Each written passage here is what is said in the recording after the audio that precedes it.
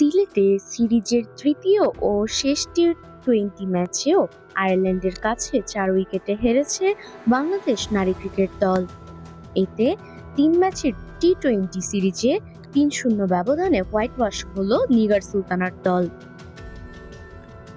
জয়ের জন্য শেষ ওভারে আয়ারল্যান্ডের প্রয়োজন ছিল ১৫ রান, যদিও মেয়েদের ক্রিকেটে এমন লক্ষ্য কঠিন বলে ধরা হয়।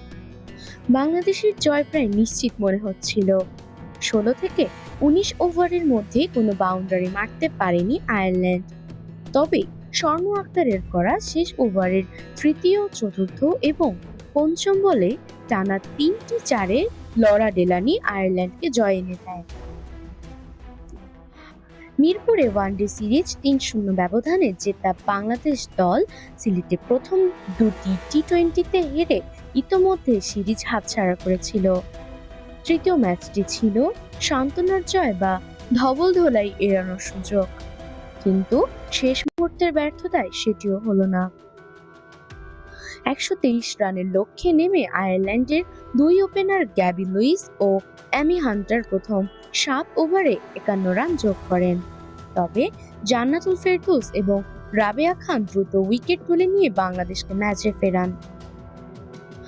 বাংলাদেশের বোলাররা নিয়মিত চাপ সৃষ্টি করলেও শেষ ওভারে ঘুরে দাঁড়ায় আয়ারল্যান্ড। লেগ স্পিনার স্বর্ণা আক্তারের প্রথম বলেই আয়ারল্যান্ড ক্যালি রান আউট হয়ে যাওয়ায় জয়ের সম্ভাবনা আরও উজ্জ্বল হয়।